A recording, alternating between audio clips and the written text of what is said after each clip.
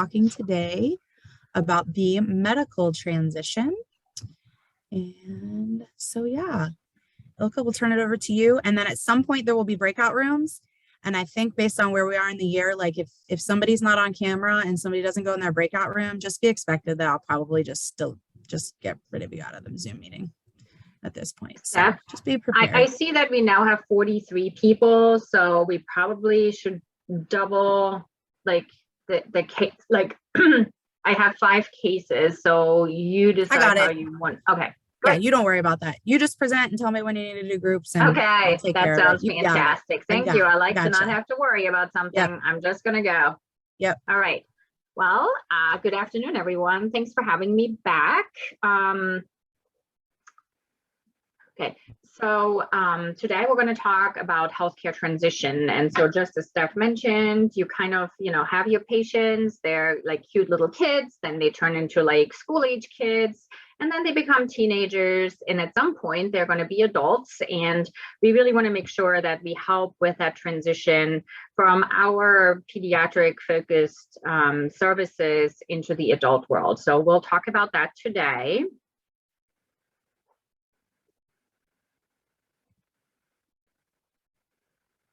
Okay. All right. So my hope for today would be that after we finish this session today, that you guys understand what healthcare transition is or isn't, that you will be able to at least recall one best practice guideline for how we can support youth with disabilities in their transition, and that hopefully you know about kind of 2 community-based transition tasks that youth and their families go through. So I'm going to start us out with watching a little video that my colleagues in Delaware recorded quite a few years ago now, but it's still very relevant. That walks us a little bit through that transition process. And after the video, we'll go right into what this all means. So I'm going to stop share. Get my video.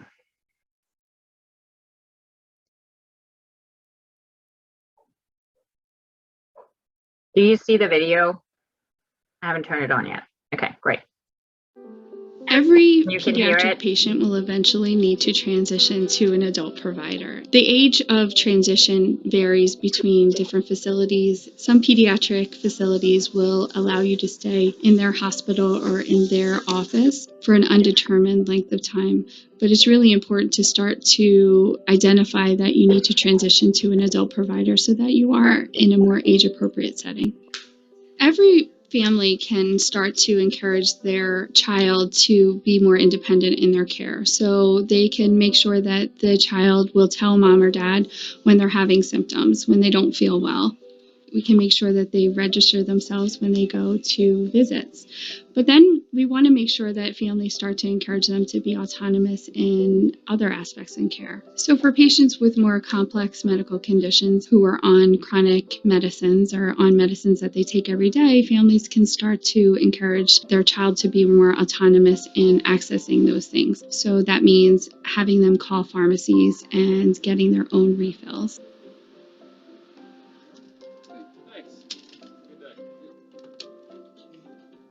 And you can do it as young as the patient is developmentally appropriate. Okay. Bye. In order to get ready for the transition to adult-centered care, patients can start in their pediatric offices, practicing the skills that they need to know. I recommend that the patients sit next to the provider, making sure that mom isn't sitting next to the provider anymore and that the patient now assumes that role next to the provider so that they can be the person answering the questions. If the provider asks a question that they don't know, that they ask the provider to help them, give them the information, and then practice it at home. So that the next time they come for a visit, they will know the answer of what are their medications, what are their allergies, what is their surgical history. Also, the patients should be checking themselves into the appointment, so mom and dad don't need to give their name. The patients can go up directly and give their information, saying, I'm here to see my provider. That way the provider knows that they're starting to be more autonomous in the care. Ideally, we want to encourage patients to start to be autonomous at the earliest age that is developmentally appropriate, and families and parents should be encouraging that. When patients come to a new appointment, physicians expect that they'll know their own medical information, that they know what their problem list is, they know what chronic conditions they have, they know what medications they take when they're sick, they know what medications they need to take every day. Understanding their baseline signs and symptoms is really important when they see a new provider.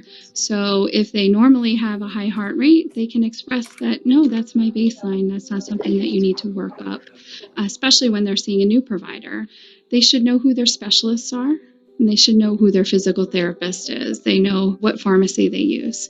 They should be aware of their allergies to medicines and their previous medical histories, including their surgeries. It's really important that young adults start to carry information with them that will help them access healthcare should they need it. Families aren't always with our patients, and our young adults need to carry their own medical information. That includes an insurance card, a list of their medications and allergies, and a phone number of their providers.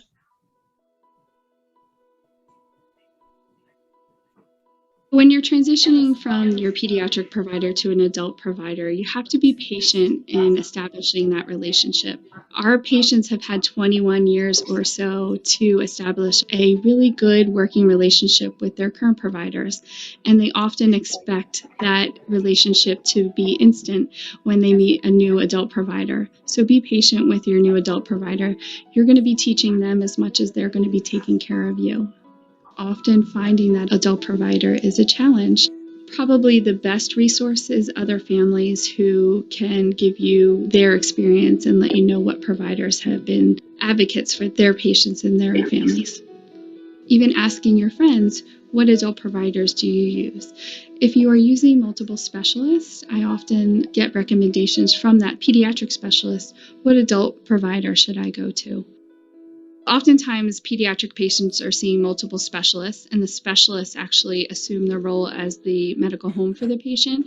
When they transition to the adult side, the patient themselves becomes the captain of that medical home along with their primary care provider on the adult side.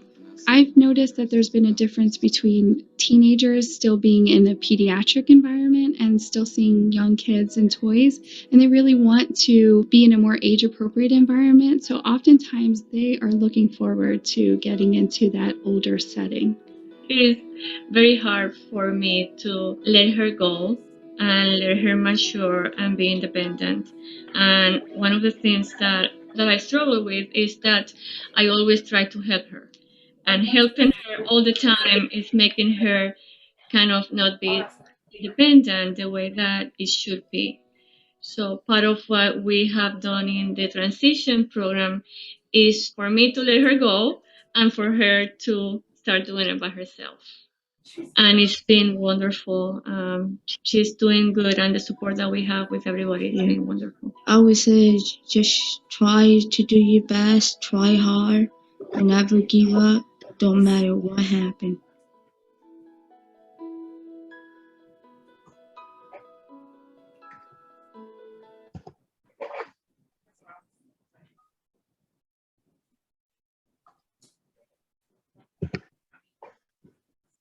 Okay, let me go back to our slides.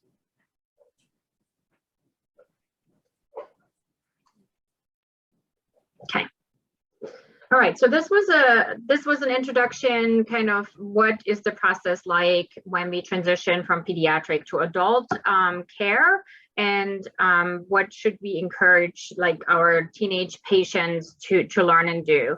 And really, I think what's important to take from this video is it is important for every teenager to be involved in that transition process, not just teenagers who are more independent than others. So we just want to make sure that we address the transition process in a developmentally appropriate way, and that like whatever our patients can do, that they actually do that and really are part of that whole process.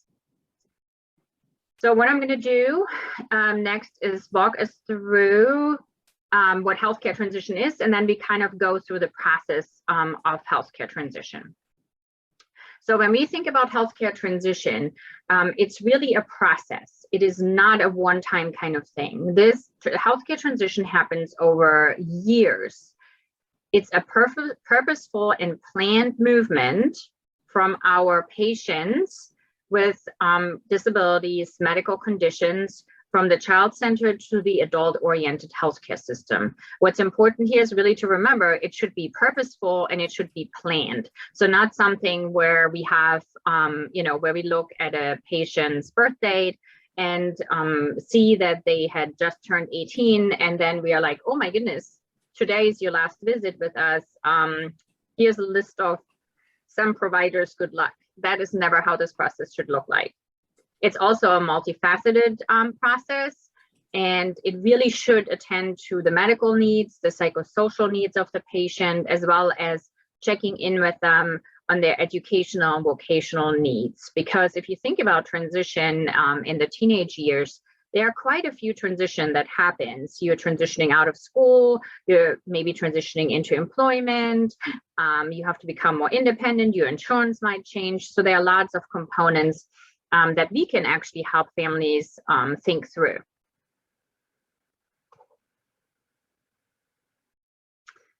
So healthcare transition is really different from the process of healthcare transfer. The transfer is really the change, the actual change from a pediatrician or a pediatric specialist to an adult care provider or an adult specialist. So it's actually that process of the literal transfer. So that really isn't healthcare transition. Transfer comes pretty much at the end of the transition process as one step where youth transition from our care to the adult care. So it's really important to be able to distinguish between healthcare transition and healthcare transfer, because unfortunately, some of our patients experience, instead of a healthcare transition process, they really only experience a healthcare transfer where their care is provided in the pediatric setting, and then essentially they're being told that they're finished with the pediatric system and then move into the adult system. That is not what we want. So what's the whole goal of healthcare transition process? Well, we want to make sure that youth and young adults can live and have lifelong functioning and can live the highest quality, highest independent, developmentally appropriate life, and that the care that they receive is uninterrupted. What we see in the literature is that for many youth, that time period between like 18 and 26, or even I would say for patients with intellectual and developmental disabilities, that time period between like 18 and 30, some people really get lost to care, meaning they don't have a good experience, they do not experience healthcare transition, they don't even experience transfer to care. They're essentially leaving the pediatric system without appropriate adult care being set up, and they may be lost to the adult system until they have an emergency and may come into the adult system during an urgent or emergent situation, which obviously is not ideal when you start to kind of set up adult care while you're in the middle of a crisis. So we want to really avoid that. So the goal is really to continue care and make sure that people have the appropriate care set up so that they can live a good quality life in the community. So why is that important? Why do we have to think about this? Well, if we think about children and youth with disabilities and special healthcare needs medical condition, we know that the number of children has dramatically increased with our medical technology and with our interventions that we can do, and that the large majority of kids with disabilities or pretty specific health conditions survives way into adulthood and may just have a regular life expectancy like anybody else. So we have a lot of kids who will transition out of the pediatric system into the adult system each year. The second point is that pediatric providers are really not trained to treat or diagnose adult medical conditions. That is not what they have learned and studied in detail. So we really don't want to have a patient who is like 50 years old being seen by a pediatric provider who may not recognize some of the regular medical declines that happen to all of us once we get older. So we don't want pediatric providers to miss something that might happen later in adulthood because they're not trained to see those things. So it is really important to have that transition. I think it's also important, and I think in the video we saw this too, transition is really part of life. And so there should come a point where we no longer go to the pediatrician. There should be a part in life where we transition into the adult life, because that's what we do in other areas of our life. We no longer stay at school, or youth are not in school anymore. They have a workplace, or they go to a day program, they live independent in the community. All of those are the adult phases of our life. And we have the same in the medical system. We should really transition to adult providers. And even if you have a pediatric provider who's trained in both adult and pediatric care, the focus in care really needs to shift from, okay, I have seen you as a child, I'm going to continue to treat you like a child, to, okay, I have seen you as a child, but now we are moving into adulthood, and I'm going to talk with you like I would talk with an adult, and have certain expectations for you that might be a little bit different than before. So why is it important also to provide kind of education and really make healthcare transition a process? Well, if we look at the pediatric care and the adult healthcare systems, they function quite differently and are set up in a different way. If you think about the care that we provide at Cincinnati Children's, or that pediatricians and pediatric specialists provide in the community, pediatric care is really family-centered. So the parents or the caregivers play a central role in the care that we provide to the child. It is usually the family, the mom, the dads, the grandparents, the foster parents, and the child with the physician making decisions together. Also, pediatric care is really developmentally oriented, meaning we want pediatricians focus on good developmental development, good developmental milestones. We want to make sure that the child moves forward, that the child progresses, that the child grows in all areas. That's really the focus. The focus is also on well-being and wellness, so making sure that children are well and stay well. Pediatric care also is relatively prescriptive, meaning that a lot of times the pediatrician will have a strong role in telling families what they think is the appropriate care or the appropriate approach, or which specialists they should be seeing, or what medications they should be seeing. So it's a little bit more in the hands of the physician to make some decisions, again, together with the families, but they may have more authority in the pediatric system than in the adult system. Pediatric system is generally pretty nurturing, pretty child-oriented, caring for the child. And, you all know this because you have been doing this for the last 9 months, is working interdisciplinary. So where we have our different disciplines all work together in the best interest of the child, talking to one another, working as a team. Now, if we move on into the adult healthcare system, the adult healthcare system is just set up really differently. The adult healthcare system is all about autonomy. You are the driver of your healthcare. You decide what you want to do, what treatments you want to do, what medications you're going to take. So the system is really set up for you to make decisions. So that can sometimes be a challenge if you think about pediatric patients who have intellectual and developmental disabilities. Their families are quite involved sometimes in their care. And so when the adult with IDD transitions into the adult healthcare, the family may still be really involved. However, the adult healthcare system is not set up for that way. So for them, it's really more so about like, well, the patient should tell me what they need, or I don't even feel I can talk to you as the parent of the patient because the patient is an adult and I should talk to the patient. adult healthcare also has a focus more so on disease than necessarily development, right? So you go, you do have your regular health checkups, but also a lot of times you go to the physician because you have a condition, or the physician is just looking for kind of a progressive decline. I remember when I went to my physician when I turned 40, he was like, well, it's going to be downhill from now on in terms of your bodily health. Okay. So I was like, okay, that's kind of sad. But we're not looking at development up, right? We're really kind of looking more so at the decline of us physically and mentally at some point.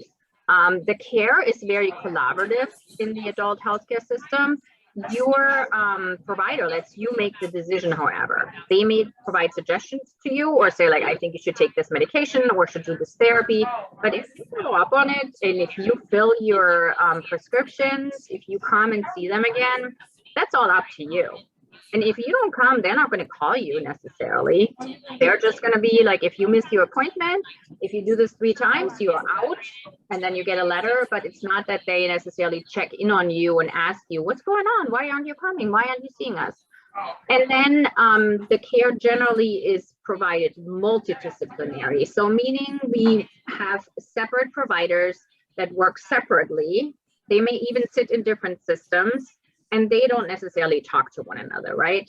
So for example, here in Cincinnati, I could be with TriHealth for my primary care provider. I could have an OT or PT through Mercy Health, and then see a neurologist in UC Health.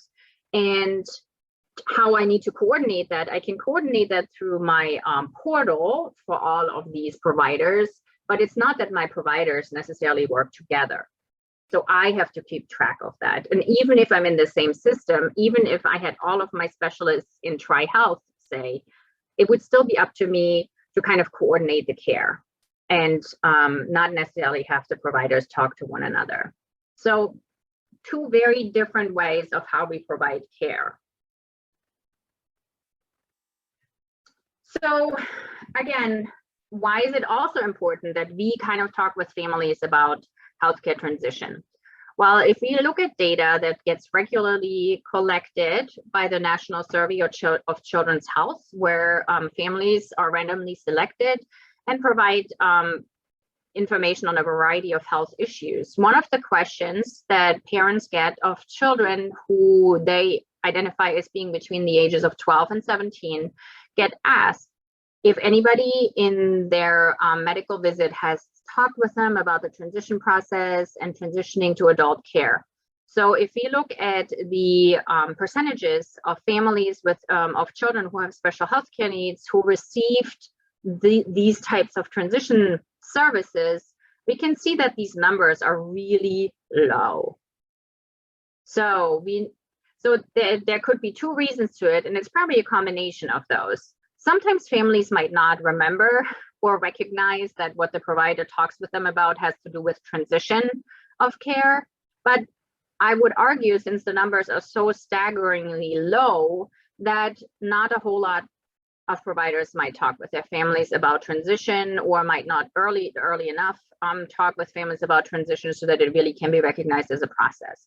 So I don't think we ever talked about that. I don't remember anything, whether it's with school or healthcare or anything. I don't think we ever talked about any of that stuff. Sorry, not to interject. No, I think you bring up a great point, Jason. I think a lot of people would say that and would say, like, I really wasn't prepared, or nobody really talked with me about this, or I certainly didn't talk about this when I was 14. So really, we definitely can do better.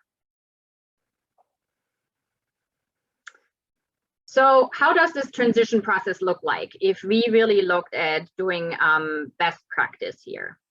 So we actually have some nice reports. There's a clinical report that was authored by a variety of academies or colleges of physicians about supporting the healthcare transition into adulthood. There's actually, don't worry, you don't have to be able to read this. I know it's too small. there's a whole healthcare transition algorithm that was developed by physicians for other physicians in terms of what does the process look like. And so what the algorithm says is you should really start talking about transition around the age of 12 or so. So now I can tell you that I have yet to find people who tell me that somebody started talking with their kids about transition at the age of 12. However, I know that with our portal, the MyChart, I think either at 13 or 14, the children are being asked and have to provide a release that the parents can still access their portal. So that would be like kind of one of the areas where I have seen some of that transition happening. So we have a process of from step 1 through kind of step 4. So step 1 would really to talk about transition policy. What's the transition policy? When do you have to leave us? Step 2 is really to kind of develop a transition plan. Step 3 would be to review and regularly update that transition plan, and then also look into adult care, try out adult care, so that in step 4 we can really transition or transfer to adult care and then have successful adult care. So again, this is just like how it looks like. If we look at these 6 core elements that have been developed by healthcare systems in terms of how to do transition well, what would that look like on the pediatric side? And what would that look like on the adult side in terms of integrating the youth, right? So on the pediatric side, we have a transition policy. And then on the adult side, we showcase youth what our care policy is. On the pediatric side, we track and monitor kind of transition readiness. And then on the adult side, we make sure that our young adult with disabilities does well in the adult system. Then we do some transition readiness assessments. At the same time, we might start to look at adult care, orienting our youth to what does it look like to go to an adult provider. We continue our transition planning, which eventually should lead to integration into adult care, adult practice. And then we have our transfer out of the pediatric system into the adult system with the initial visit to a specialist or to the primary care provider. And then we would have on both sides the completion of the process where in an ideal world, the pediatric provider would have that a connection with the adult provider and would make sure that the transition went well. That's how the process should look like in an ideal world. So again, from the AAP, it's stated that it would be best to initiate it by age 12, have a transition plan in place by 14, and then do transfer anywhere between the ages of 18 to 21. For adult patients with IDD, it might look a little bit different. We may just have the process start a little bit later and have the transition process, the transfer process a little bit longer or later in life.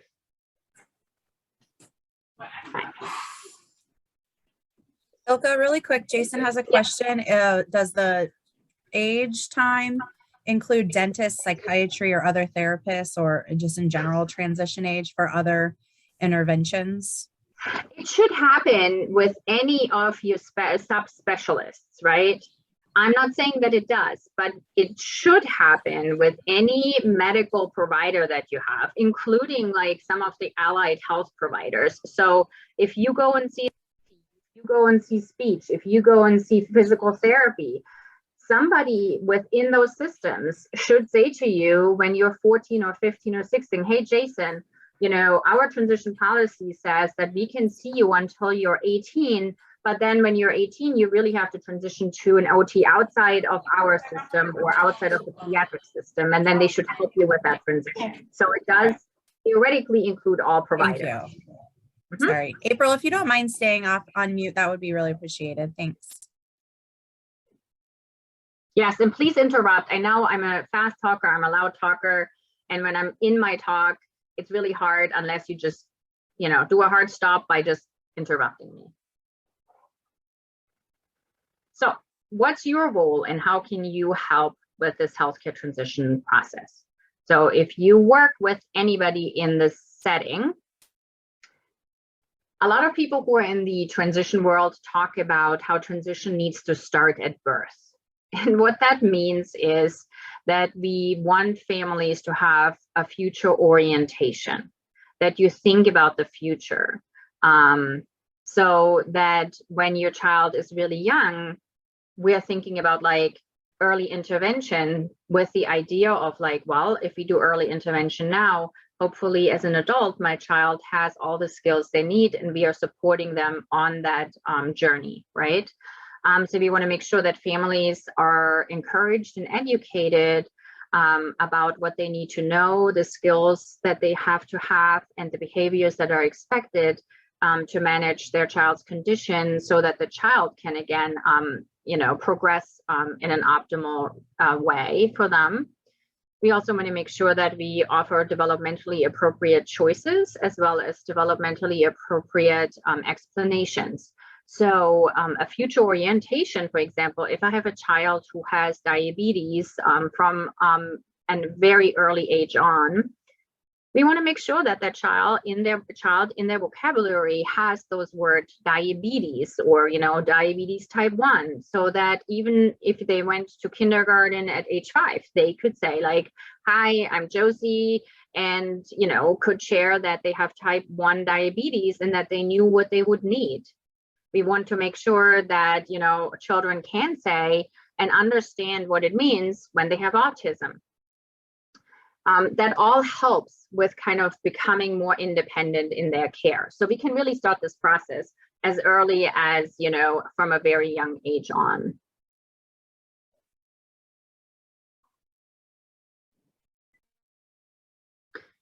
So what's our first step when we reach that 12-year-old or 13 or 14-year-old? Again, it's future oriented, and we want to talk about transition policies. Now, I want to stop here for a second and ask all of you who knows what your office's or your division's department's policy for transition is. I just use the laughing emoji. Okay. I feel like even in DDVP, this has changed recently, changed over the last few years. And it depends on the department, not even the division. It depends on like psychology versus speech versus medical. Yeah, and definitely across the institution, it's varied. Yes, it is incredibly frustrating and incredibly difficult for families to make sense of anything because we either don't have a transition policy, we have a transition policy that exists that nobody follows, we have a transition policy that some people follow but not others, or we have transition policies that differ, between the different divisions, departments, what have you.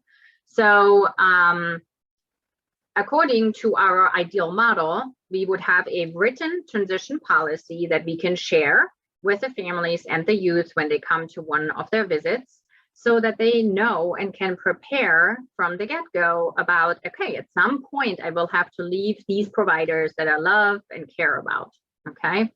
So your transition policy would then also kind of guide the process for, where do we go from here and how do we prepare you for adult care? It should apply to all patients, so there shouldn't be exceptions. We all know there are exceptions, even if people have transition policies. And sometimes those exceptions come from when we have patients with IDD. Sometimes we really don't have, in the adult world, a setup system where we can transition certain patients to. So they might stay in the pediatric system because we don't know where else they should go for a certain subspecialty. And that's challenging too, because then for some people that applies, for other people that doesn't apply. So that's pretty confusing.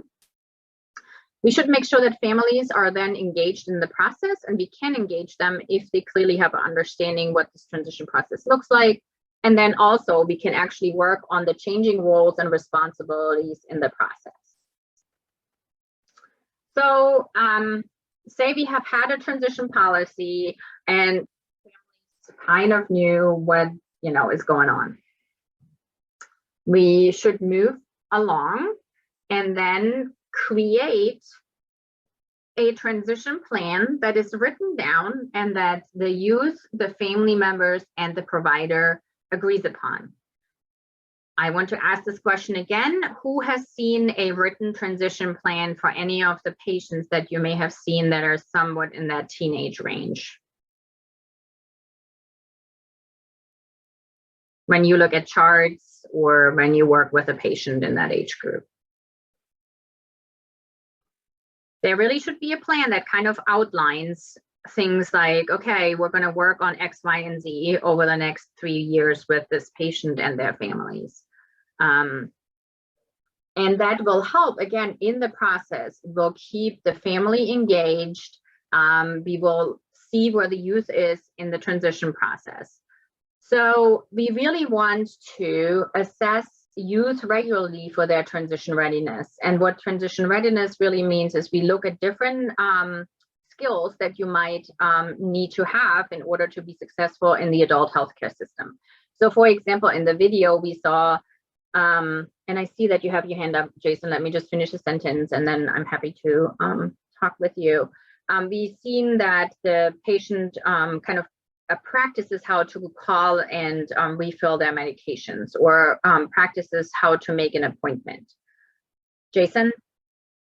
Yeah, I know, like in the provider field and stuff, or with the, like even with the ISPs and stuff. I mean, I know there's more and more plans being written, but I think some of the things that become is the actual execution of the plans or the flexibilities that come with actually then once the plan is written, if you feel like you need to adapt or something. I think that's tough when there's like multi-teams or there's like multiple people or only 1 or 2 people. Like, I mean, and maybe it's with more of the interdisciplinary, like maybe that's not as big of an issue, but I mean, like, how do you do some of that stuff to where the plan isn't, you know, sometimes I feel like we teach to the plan rather than teaching about thinking the overall skills and then using the plan as a guidebook rather than like the sort of, sorry, not to.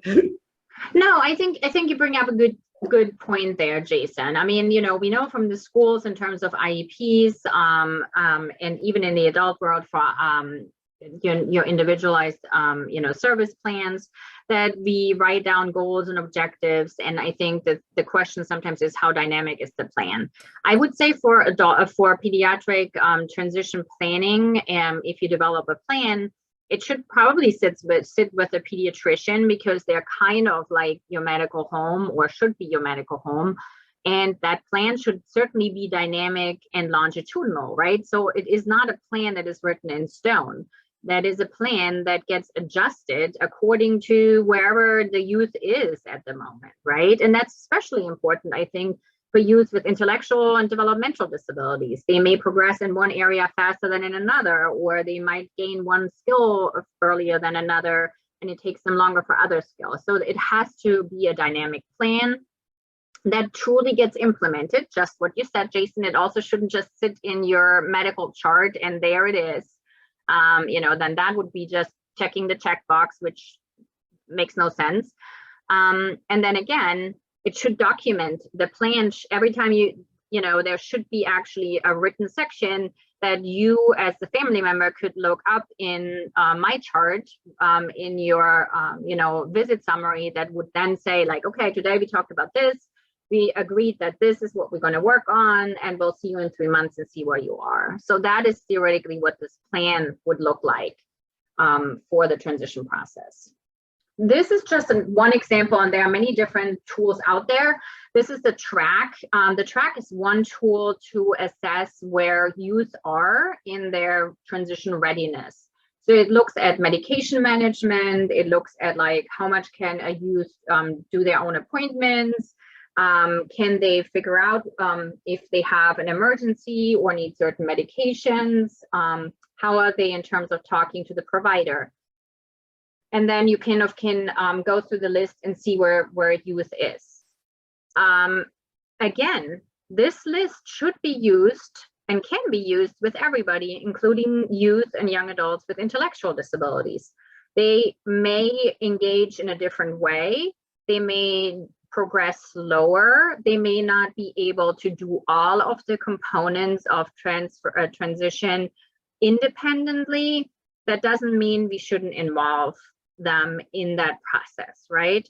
And so how does it look like for somebody, you know, in terms of, can they check themselves into an adult provider? Maybe they can't completely independently do that, but maybe they can at least go up to the desk and say, hello, my name is John Smith, and here's my insurance card, right? Or if they are nonverbal, we have a device that they could click that would say, hello, I'm John Smith, I'm checking in for my appointment. So we want to make sure that everybody, to their best abilities, get involved and are part of that transition process. I think that's extremely important.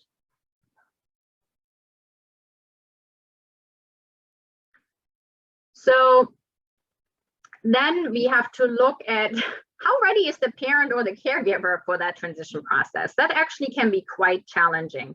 If you think about the families, that can be one of the most challenging parts, even with me, you know, when me and my parents are doing transition, because you got to be ready and you have to do it, and your parents got to be ready, and you sort of have to be on a similar level, like sort of similar page. Sorry, not to.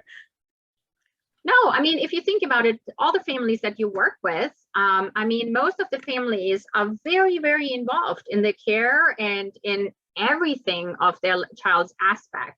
So to expect parents to just, you know, step back and let their kid make decisions or make mistakes in the way is really, really hard. But what should happen is, and that's again why healthcare transition is a process and should really be done over years, because the parents' role should really change from being the manager of their child's healthcare to be more of a consultant. So who helps make decisions, like similar to supported decision making, helping and supporting the child in making decisions or the young adult, but not necessarily managing all aspects, right? But again, that's why we need to do this over time, and not just hit families over the head with the news that they have to leave the system. You know, also just, I mean, I'm sure you talked about this in other classes as well. We're never going to talk about complete independence in the process, right? We are all interdependent with one another. We all need advice from others, and we all sometimes reach out to others to make decisions. So it really is an interdependent process.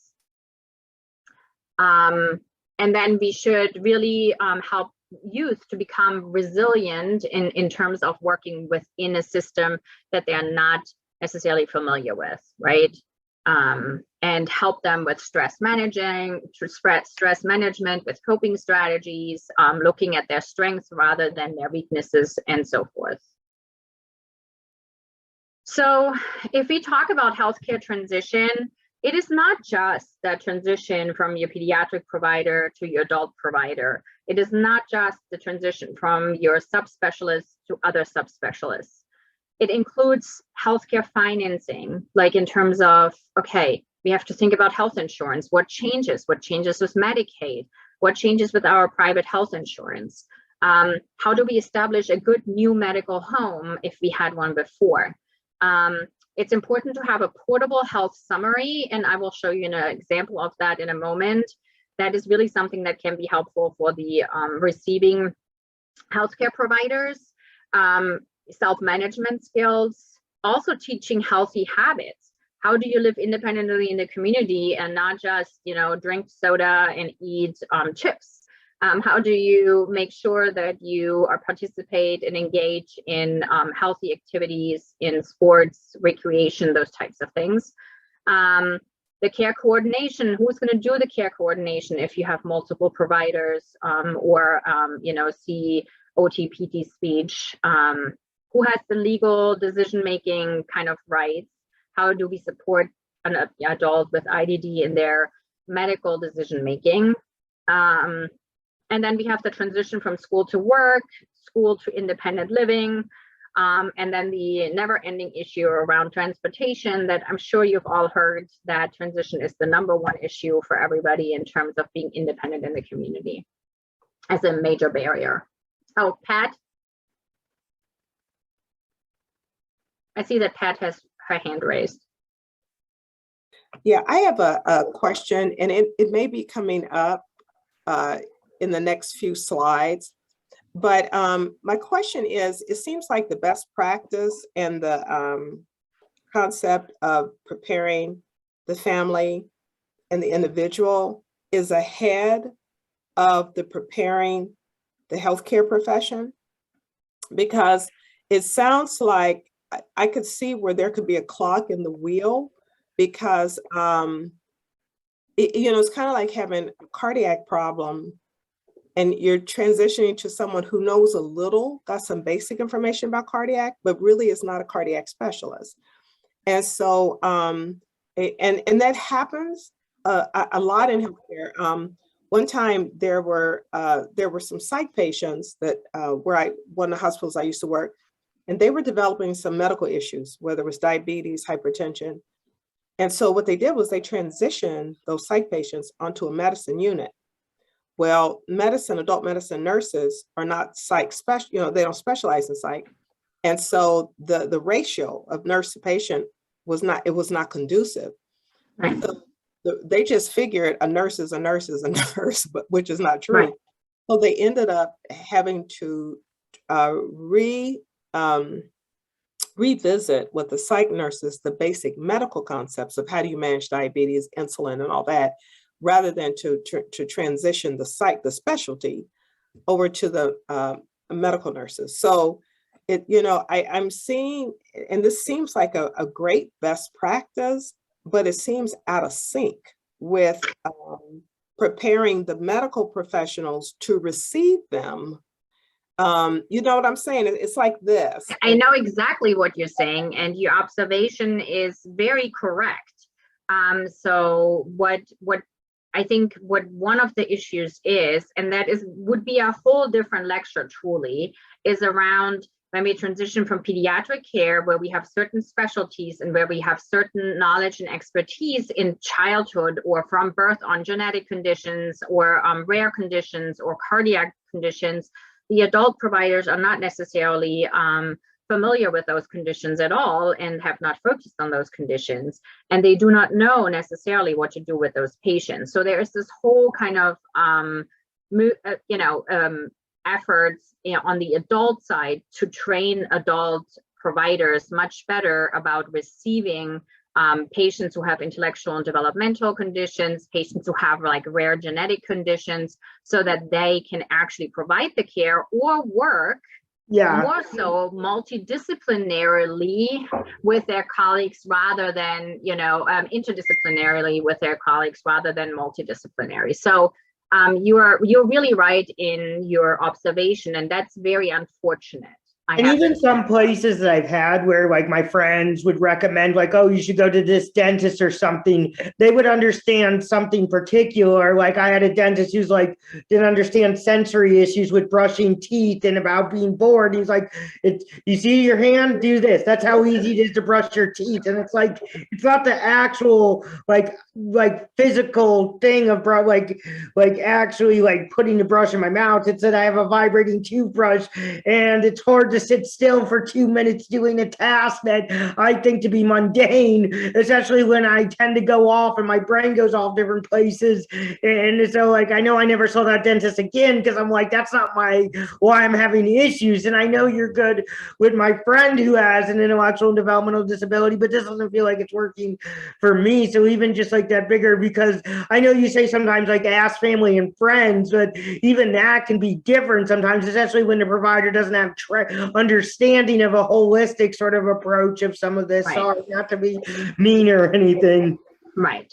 That is like why in some ways, and I know that Christy has been working on this, that it is helpful if we start out with somebody in the adult world who actually specializes in medical care for adults with intellectual and developmental disabilities. Now, you all probably know that it's very challenging to find those places. And if the places exist, they are usually full, but they can help, create a care of plan on the adult side that will work for somebody with certain disabilities. And then ideally we would take that plan on the adult side, and then we would make sure that we find providers that are good and appropriate for a person.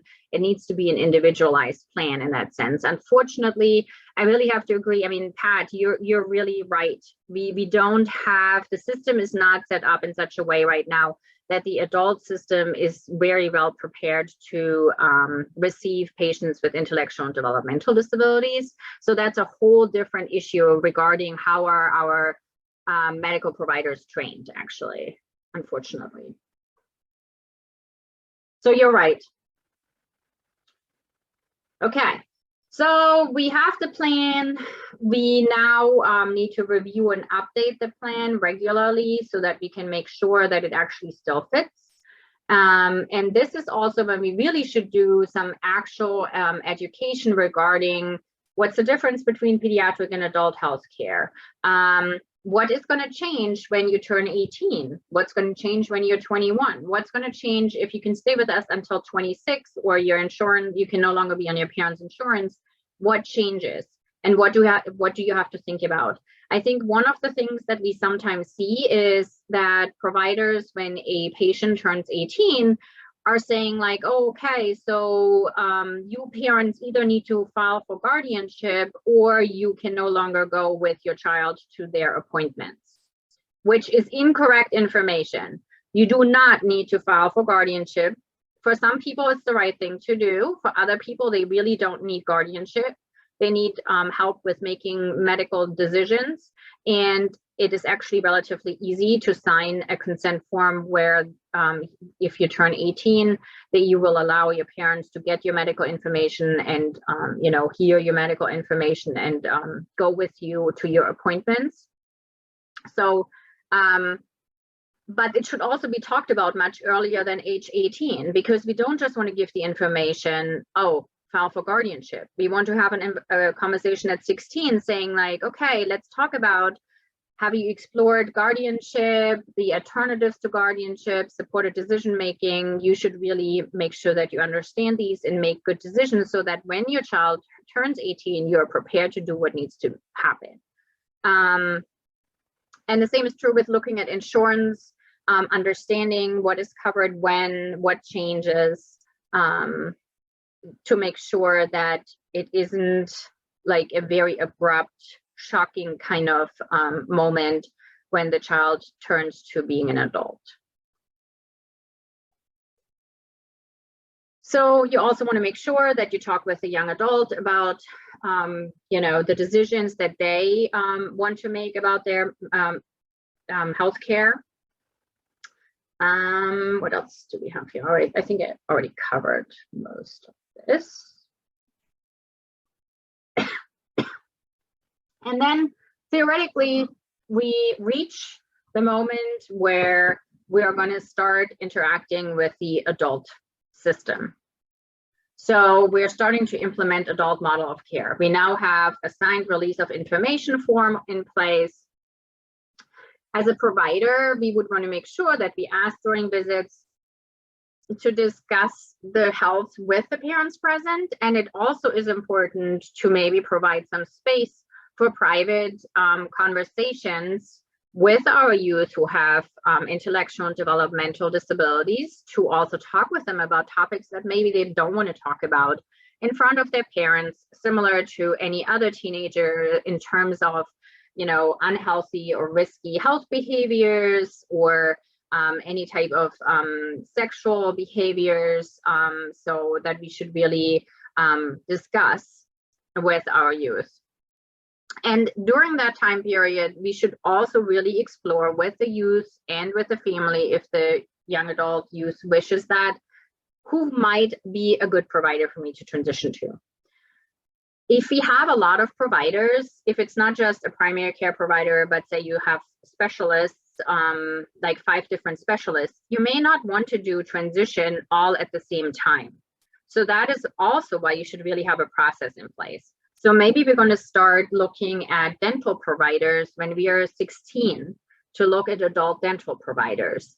And we should try out some providers. I know that one of my adult colleagues who works with adults with disabilities, but was in the pediatric system for quite a while, she always says, like, it's kind of like dating. You really should find a provider that matches you. And so her take is you should go and see a provider and see if you get along with that provider. You also need to give this provider a chance. So, and I think they said that in the video too, you might go to that provider and you don't click right away. Maybe give that provider another chance and another chance. But if you don't feel comfortable with that provider after a few visits, go and see another provider, because it's probably not going to work out if you don't feel comfortable talking or discussing things or with whatever their approach is. And then as a medical provider, you should really prepare a portable medical summary. And in some ways, I feel like nowadays we do have that a little bit with our MyChart, where you can actually pull it together yourself. And then you should also, look at what you have developed over the last couple of years in terms of, okay, what does our transition readiness checklist look like? What do our goals and the activities look like that we have set? Have we achieved those? Have we made progress in the transition readiness of the youth? Do we have a medical summary in place? Do we have an emergency care plan in place that our young adult actually knows about? Do we have a fact sheet on conditions, which can be really helpful, and any type of legal documents you need? Now, the portable medical summary is really important because, especially if we have young adults with IDD who have like lots and lots and lots of medical records, right? Like if you printed out all of their medical records, you would have boxes and boxes and boxes. The adult provider is not going to go through boxes and boxes and boxes of information. They're not going to read, 500 pages of, electronic records. So we need to have something at hand that will introduce the medical provider on the adult side to the adult with intellectual and developmental disabilities that they can process, and that still provide them with a good summary of what the issues are, what the conditions are, what the medications are, so that they can then establish the right plan of care. And so usually a portable medical summary has this type of information: contact, emergency, insurance, which pharmacy, what's the guardianship status, what kind of allergies, immunizations has this person have, who are the other healthcare providers, what kind of medications, what kind of medical problems, and any other information that might be important. Things like, this person is sensitive to touch. If you need to touch, make sure you talk with them beforehand, those types of things. So this is just an example of a medical summary document. There are many different ones out there. They should be a quick overview of the situation.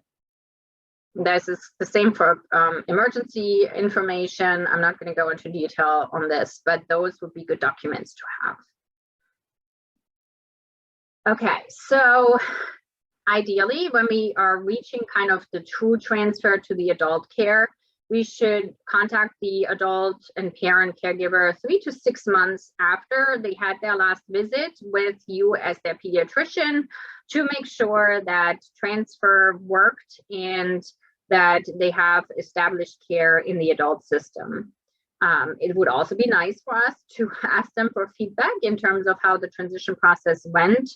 And in an ideal world, on the pediatric side, as providers, we would offer consultation to our adult colleagues in case they have any questions specific to the medical condition that somebody might have that we are not familiar with as adult providers.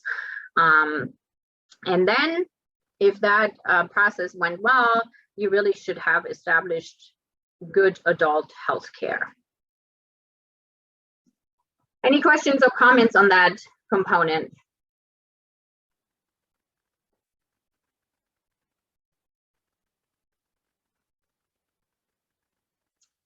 Okay, if not, I'm going to move on, and I'm not going to talk a lot about this, but I want you to also think about, earlier I said it's not just healthcare transition that families and that youth with IDD go through.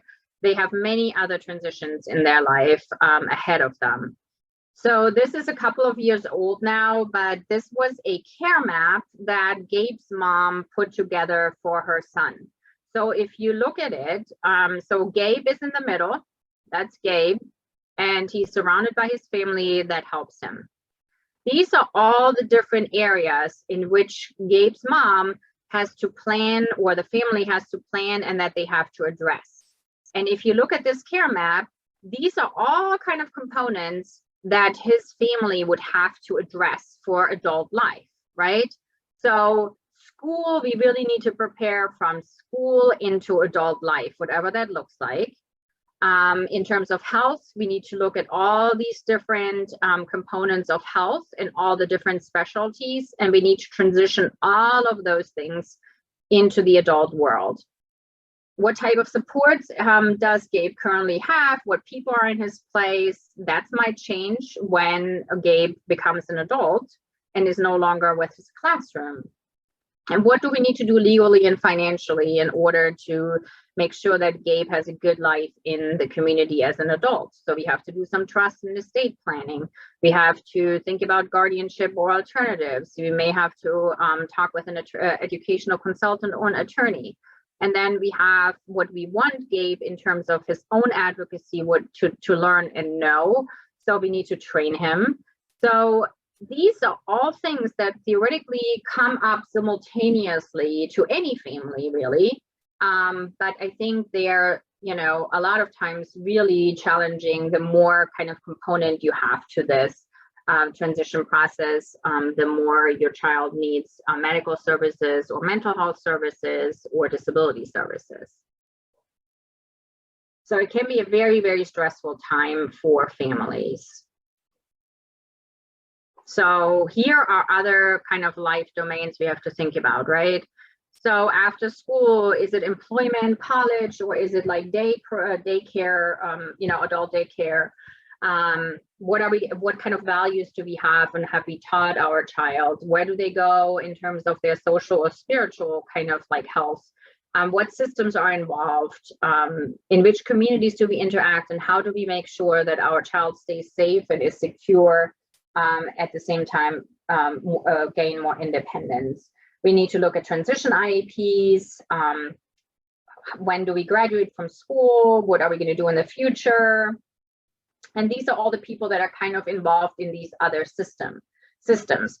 So as you can imagine, if you look at youth with IDD and their families, they may be working with like 20 or 30 different people on the different transitions at any given time over a multitude of years. It can be extremely frustrating and challenging to coordinate. So when families have a challenging time, you may want to be, cautious about how you react, I think. This is just like what they would go through in terms of like training or employment or work. Again, there's so many different people that potentially are involved in that transition process into adult life. For college, or what kind of college do we do? 2-year or 4-year, or do we do a non-degree disability services program? Do we do a college experience program? What do we have to think about? I mean, there are so many components, and this is why we offer like our transition booster sessions, which are monthly sessions for families that are in that transition phase to hear about different topics and the different things they might need to address. Okay, let me just go through. Also, in terms of systems, what systems do families, interact with in addition to the medical system? It could be the mental health system, the developmental disability system, the vocational rehabilitation system. So multiple systems to address, fill out paperwork, fill out applications, work with. Okay, just gonna go through these in terms of, okay, what supports do we have financially? How do we set this up? How do we set up supports for our child in the community? Any questions so far?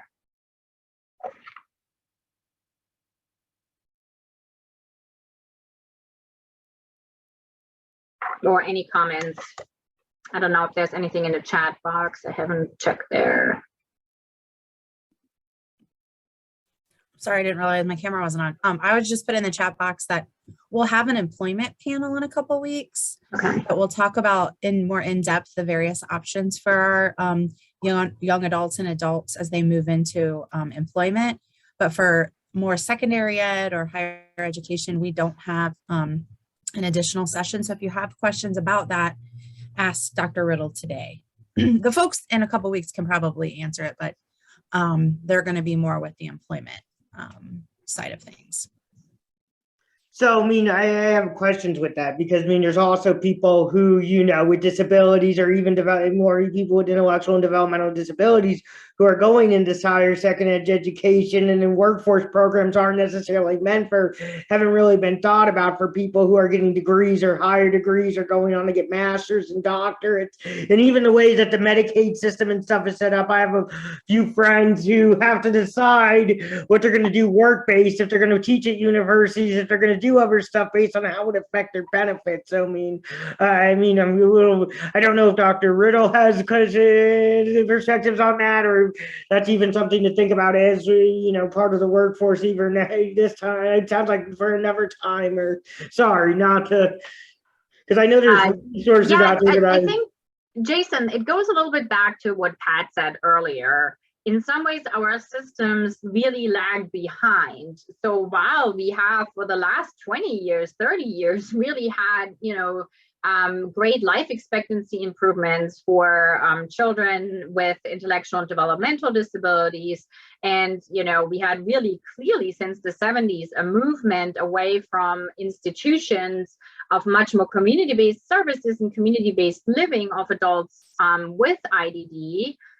We really as systems have not well prepared to have adults with intellectual and developmental disabilities be in lives any and everywhere, including colleges, including as professors or as professionals in various companies.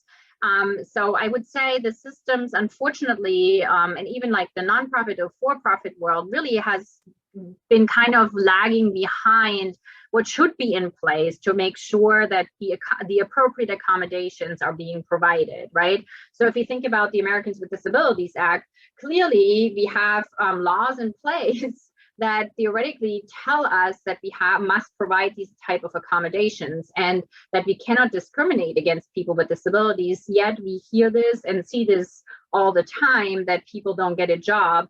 And, you know, the thing that you mentioned about the benefits, that's things that some people never think about in terms of like, okay, for my medical care, I need Medicaid because if I had to pay out of pocket or through my insurance, I really couldn't afford certain therapies that I need. But at the same time, how can I keep Medicaid insurance if I have a full-time job at the university with full-time benefits?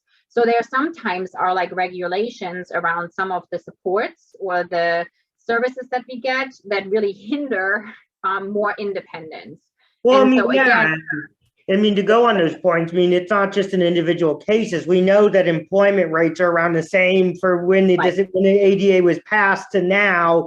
And then we know that people with disabilities have the highest lowest workforce participation rate, not because there's not a want to work, because when you poll people with disabilities in quantitative studies, there's a pretty high want to work, but it's usually around, can I keep benefits and work? Right.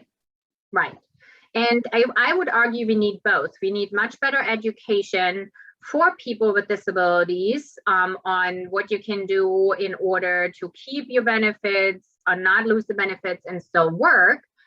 So that's one. And the second one would be to also educate kind of our systems, what needs to change Because the interesting part about it is like that our systems are set up in such a way that we want everybody to be independent and work full time, theoretically, you know.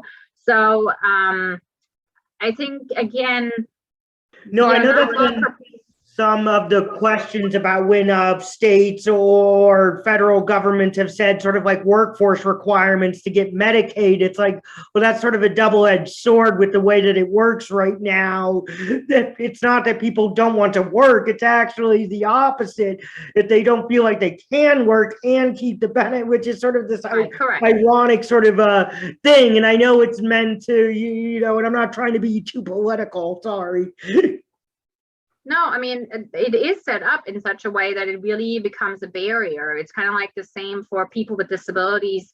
I don't know if you guys have heard about like the marriage penalty for adults with disabilities. If both are adults who receive benefits and they want to get married, they would lose actually benefits to the point where really they couldn't, you know, afford their life. Therefore, they can't really get married. I mean, those are types of things where our system is set up in a certain way, but hasn't taken into account other scenarios such as, well, maybe we have people with disabilities who would like to get married. And how can we set the system up so that it doesn't punish and discriminate against people with disabilities in all aspects of life? Okay. Well, I mean, you can always like reach out if you have more specific questions. What I would like to do now is we have 5 case studies that we prepared that are based on real cases that we have worked with. So they're not, I mean, they're made up, but they're not made up. And so we would like for you to take some time. You should have received a Word document with all of the cases on the Word document. So I would say groups 1, 2, 3, 4, 5 will take case 1, 2, 3, 4, 5. So if you're in group 1, take case 1. If you're in group 2, take group 2, case 2. Staff, let me think how we would do that with the next. How many groups did you come up with that we have? I think we're good. I think I have 10 groups. 10 groups, So okay. Can't we just have 6 take 1? Oh, I'm sorry, I have 9 groups. So you said you had 5 scenarios? I have 5 scenarios, yes. So group 6 would take scenario 1, group 7 would take scenario 2, group 8 would take scenario 3, 9 takes scenario 4. Yes, that's correct.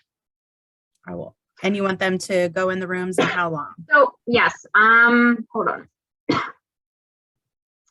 So for this activity, I would like you to go into your groups, read your case study together as a group, and then I would like you to discuss the questions that are provided in the Word document that you have received. I don't know how much time we have in terms of reporting out. It's always a little bit challenging because you never get to all groups, and I would rather you really spend some time to think about what are some of the solutions or issues here. So we may just do an overarching summary at the end without real reporting out. However, that does not mean you shouldn't have all of these discussions in your group, right? Like I really want you guys to get something out of it and look at these cases and look at like what some of the challenges are, but also discuss what are some of the solutions you would have. Does this make sense to everybody, or do you have any questions about this?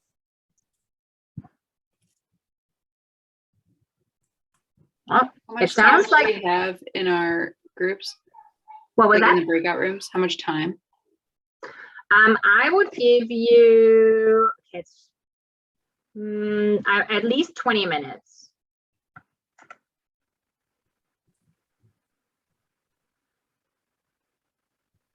So if there aren't any more questions, make sure you pull up your Word document.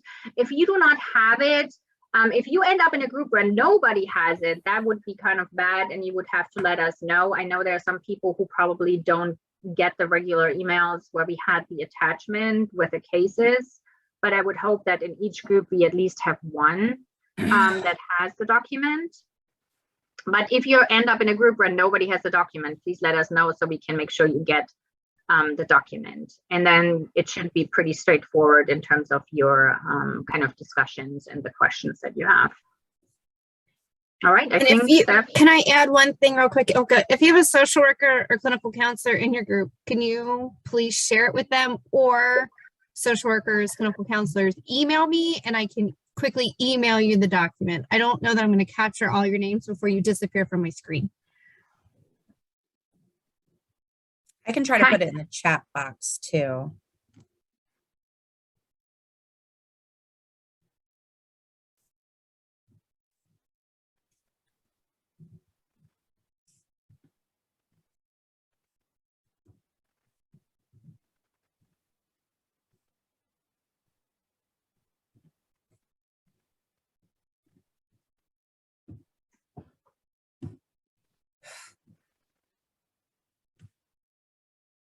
I didn't put you in a room, Marta.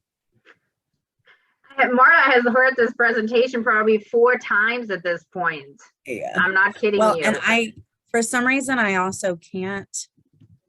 There we go. I was like, why can't I get to all my documents? Because I know I have this healthcare document that we needed for this to put in the chat box. Okay, it's in the chat box. Marta, do you know who RUSFC9 is? Or Amanda Coolman? So that's AJ. I do know that one. My guess is she walked away to clinic. I have no idea who the login person is. Okay. So RUSFC9, if you're there, we're going into breakout rooms. And AJ, if you're there, we're going into breakout rooms. We'll give you a couple minutes to do that. Risha was like I'm like just not having a good day because of this speech eval situation that I had at Green last week. And then I accidentally texted Jen Beacon something that I meant to text Jen Smith. And I was like, so Jen Beacons is like, are you okay? Do you want to talk? And I was like, no, but thank you.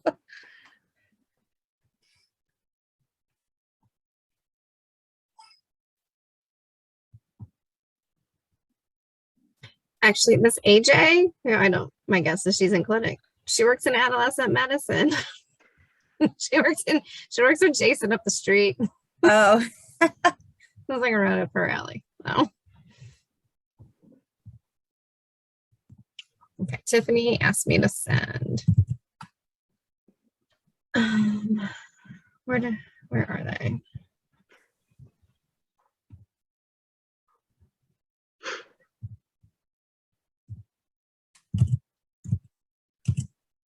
Steph, are you guys going to be back in person in the August for Lent? Planning on it, as long as yeah, you know, like yeah, stay low. Omicron something. I mean, most ideally would be if we don't have a restriction on eating. Yeah. So that's yeah.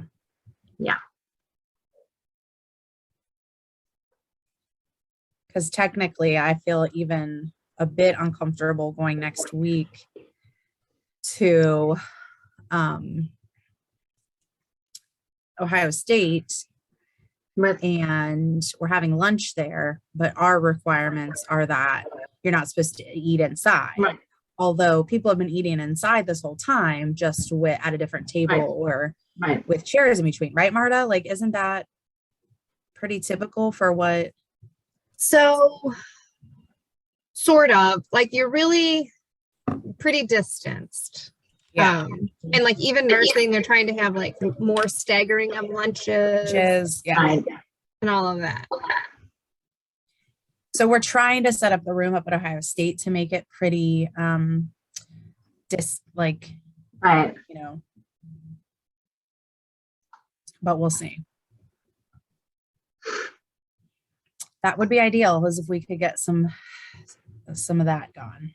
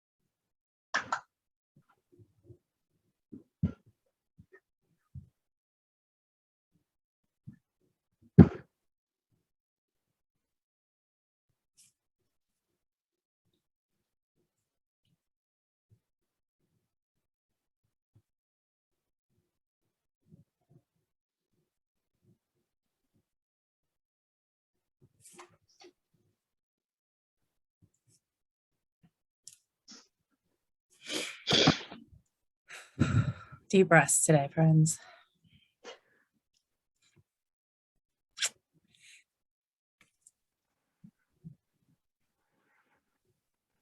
Marta, I guess I'll ask you to make sure that we're all on the same page with social work too. Like when you go in with a student to a room, do you introduce the student and make sure that the family knows the student is under your supervision and give them like an opportunity to say like, no, I don't want to work with a student? We should.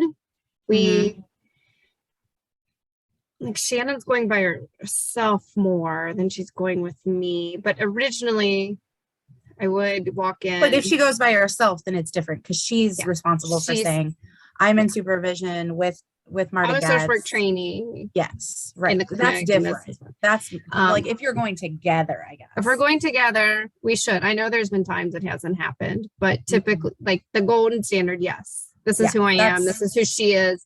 Are you okay with having a student? With having a student with us today, right? We're a teaching hospital, but we want to make sure that you're okay with having a student with us today. Yeah.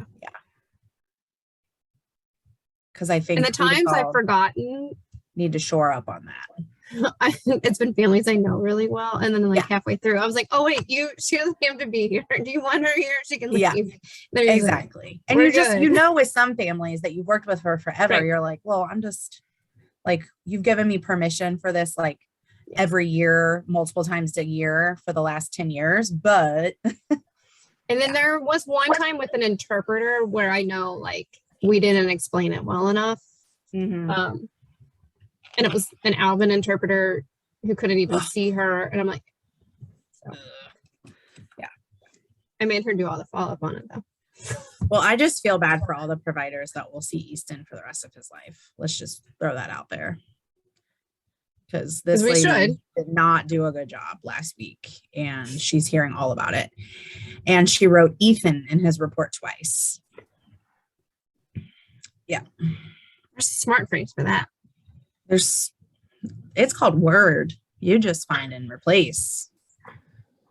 And she put that he had never had an audiology exam. And I'm like, what the hell? Like I told you people, he's had 2 audiology exams and he graduated from audiology. Like, please don't put that in the report that other future speech providers are going to read.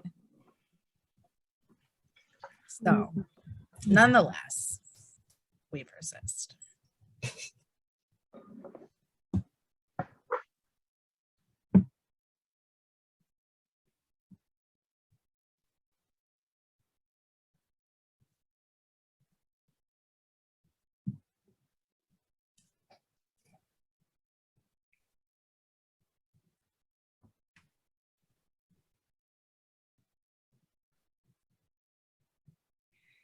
Oka, did you want to give them? I'm sorry. I know Angel asked how long you were wanting to give them. And I mean, they're really like, give them, they haven't even, like another been in there for 7 minutes. How long, how much longer? 20 minutes, I said.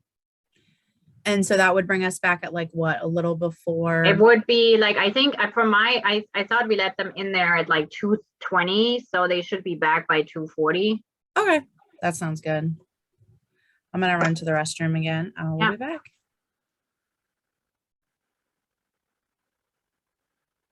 How are things in social work, Marta? Okay. Okay. Yeah. Yeah. Pretty status quo. It's not too bad. Okay. Who's your team now? So it's Abby and then Megan. But you know, Megan, right? Yeah. We've stayed consistent. Look at us. Yay! I just feel like sometimes now after like 2 years of COVID, you sometimes are like, I have no idea who people are anymore because people left and other people came. So yeah, I know all 3 of you. We're the same, and we hope for forever have like a rotation going for coverage in office versus working from home. Oh, nice. So yeah, and our manager's cool with it because she knows we spend our day making phone calls. Right. So, yeah. So we have a nice little rotation going, and then some people come in on extras if we need extra help and all that. So yeah. It's good. That's good. Is your daughter playing spring sports? She is not, like, not through school. She decided that she probably isn't doing volleyball anymore because our volleyball experience has not been super great with the coach and stuff. And so we decided that maybe we didn't want this experience again. What about yours? So we do everything and it's killing me. So Joseph, like, baseball is his favorite. So here we are getting 1,000 text messages about whether or not the field's dry enough and warm enough.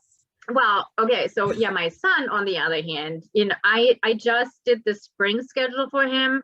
I don't even know. I now have, he does everything. And he now decided that he wanted to do soccer. He has never done soccer before. He wants to do soccer now. So the first game, the first practice got canceled on Tuesday. So today I would assume we have practice. He has his first game on Saturday. I have no idea. He has never played, but okay, fine.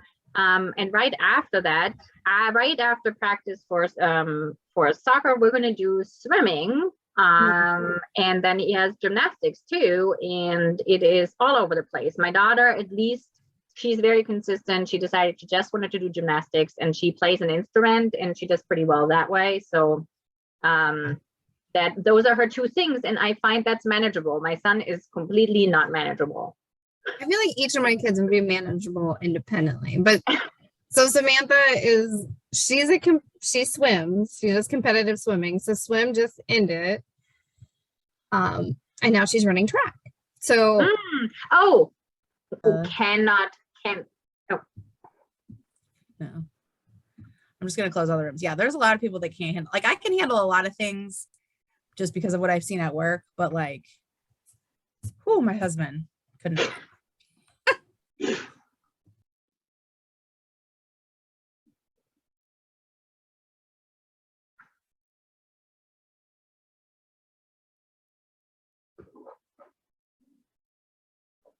Okay. Only a couple of rooms have come back yet, so. Okay. Yeah, I'll wait until you give about me 30 the... seconds.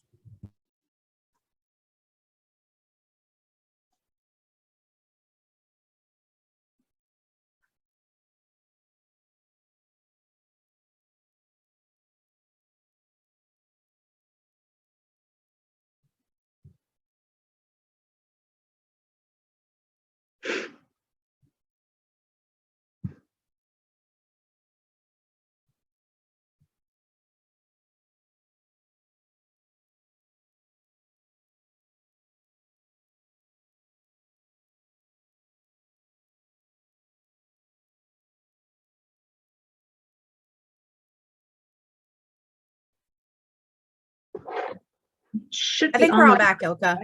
Okay. Okay. All right. Okay.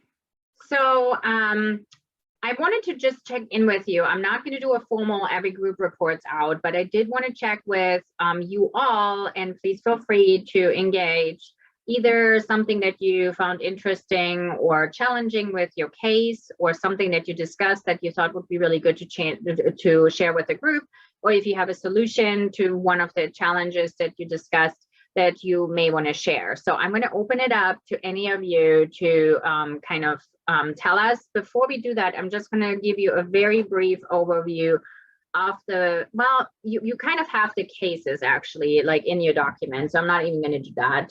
But if you, when you speak, could talk about which case you had, so that we kind of know a little bit more about what some of the challenges were. So I'm going to open it up for somebody to engage.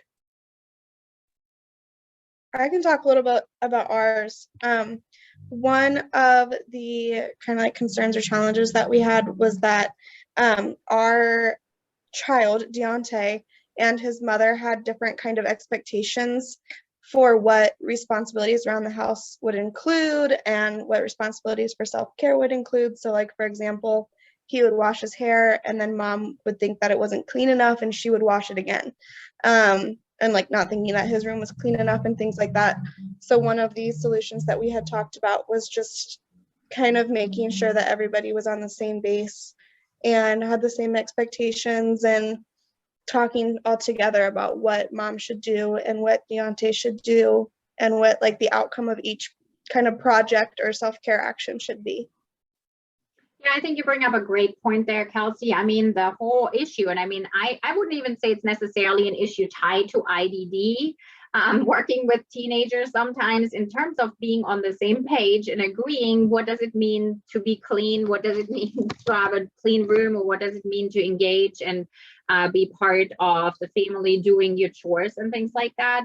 Certainly, it's really important to work on those things. And we also do know that some of our young adults with IDD don't have good hygiene, and that is actually an issue for getting employed or for being with other people, right? So I like your idea. I mean, I think it needs to be kind of a agreed upon together as a group, agreed upon kind of, okay, how do we make sure that Deontay, when he washes his hair, washes it in such a way that mom is not going to rewash the hair, right? But that might also take some time and patience from everybody. And maybe Deontay has to walk around with hair that's not washed to his mom's liking for a while. Great, thank you. Who else?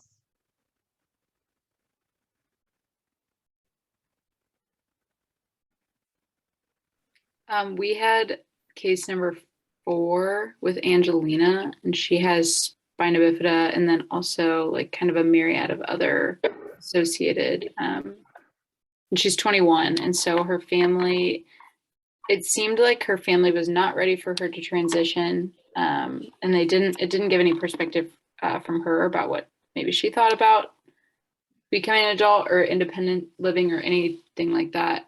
One thing we did talk about that I thought was interesting was within resources to have kind of matching of a family with a family that maybe has already gone through this transition process, to be able to kind of coach them through it, kind of be like a peer mentor, to be able to help the family members understand what steps need to be taken, even just logistically. She saw, I think, like upwards of 8 or 9 specialists within CCHMC, and like was really reliant on CCHMC. So a family that has gone through that, because like that feels overwhelming that you're going to have to transition all of those specialists, but a family that's been through that process that maybe could give some coaching and guidelines and helpful, tips and tricks of how to navigate that, I think would be make that process seem manageable. When like at this point she's 21, the conversation is like, we need to do it right now, is like, that doesn't even seem realistic for the next year by the time she's 22 to have her transitioned. So I thought that was like a cool conversation that we had that seemed like, and I know, yeah, Chrissy's putting in that parent to parent is somebody who does that. And I think like that's awesome. Right. I mean, that's excellent. You're right. I mean, that is why it is so incredibly important to have healthcare transition be a real process over many years, because you cannot transition 8 providers within a year and find all their equivalent or similar providers that can provide those services. And it's way too much, and it's extremely challenging. So I would agree with you that supporting or connecting with other parents, and you're right, the program that we currently have, Ohio Parent to Parent, would help parents to get matched with parents who could help kind of talk about how they went through the process and what they did and how they did it. Thanks, Angel. Who else? One more.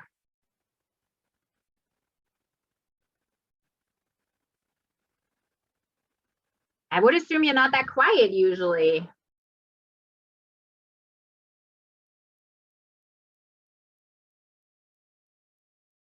One more, please.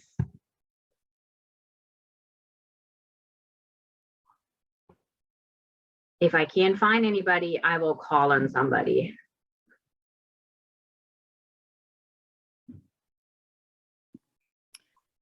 I can talk, Ilka. Thank you. Just in reference, we were case 1, so there was a difference of opinion upon leaving school on the independence level, especially as it would apply to employment. living with this, like phone calls in the past from the Down syndrome, this was a big conversation that I've tried to build into almost everyone, is to at least challenge the parent to think about that as being an option rather than just automatically assume that this is the exact place that they should be, oftentimes being a day program. And so a lot of times they're like, well, they're going to be too loud, or they're not going to be able to do this component. And what we really need to continue to encourage is that we have services, job coaches, other things where we can get very creative, build upon their strengths, build upon their passion to really allow them to succeed. So always kind of encouraging to push that envelope. And then you can always come back to that place of comfort, but push a little bit, if not a lot. Right. I think that is an excellent point, Christy. And I think, again, in the transition process, this is why it's so important to talk to both the family and the youth as much as you can. And it's really interesting sometimes if we use the Charting the Life course tools to kind of talk with families about any type of, it's not just transition, but like kind of life planning for people with disabilities. And it's really interesting if you do a trajectory with the child or the youth, and then you do the same trajectory just with the family. A lot of times you're going to see that it doesn't necessarily match, right? And you want to address that too. Make sure that you kind of get on the same page, but that you also push kind of what's out there. Let's explore, let's plan, and challenge. Excellent. All right, great. I hope that you found the discussion that you had in, do you have your hand up, Pat? Sorry. I was going to say that sometimes we just assume that it's parent versus health professional and their thoughts, but sometimes we don't take into consideration what the cultural impact is as far as family is concerned, because the family dynamics in one culture may be so different than the family dynamics in another.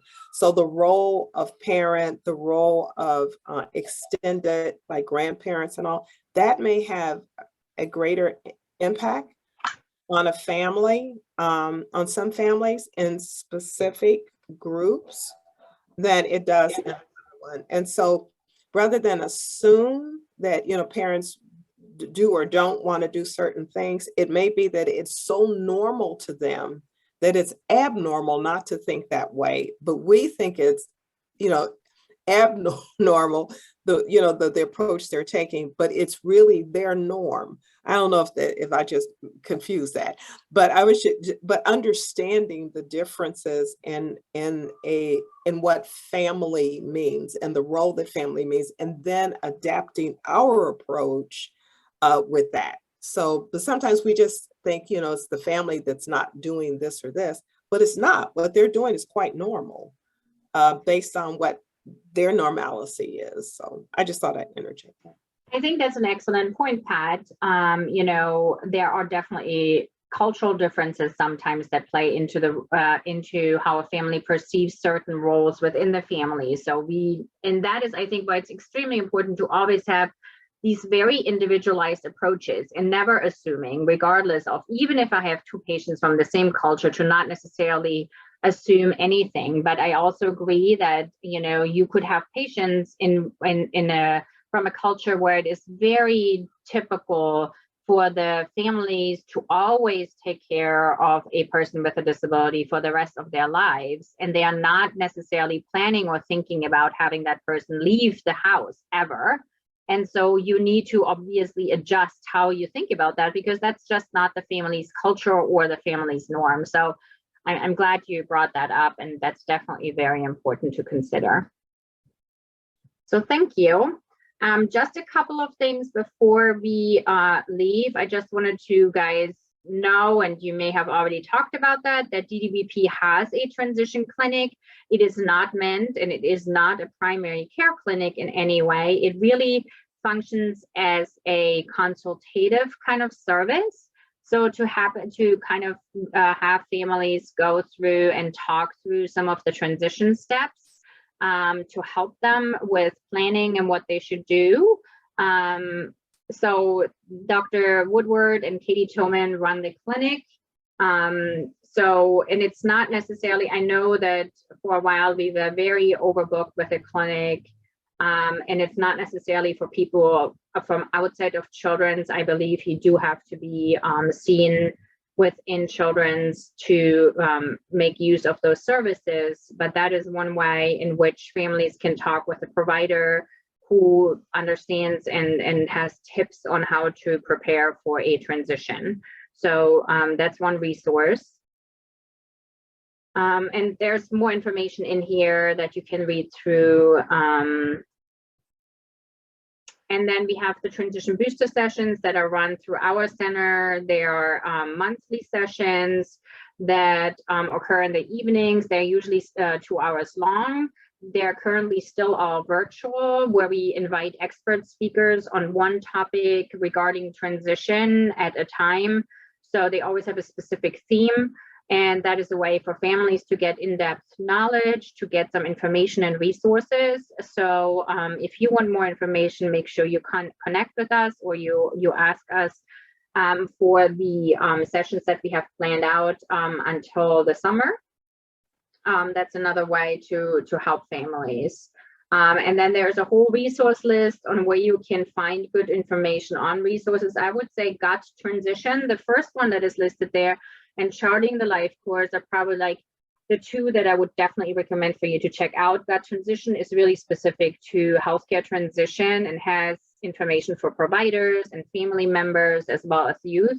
So that's definitely a place to check out. Charting the Life course has tools that help with transition planning, and supported decision-making also helps with planning for adult life. So those would be the ones that I would say, check those out. Okay. Any other questions?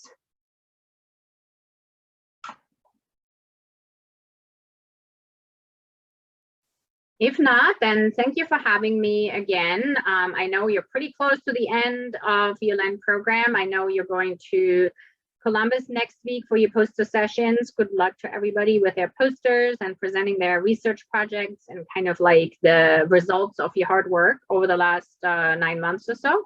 And thanks for having me. Thanks, Olga. And as a reminder, those folks who haven't on the SCBM teams haven't sent me an updated revised version, please do so by the end of SCBM today. Via email is fine. I'm going to compile them all and send them to Vicki for printing. See you guys. Thank you.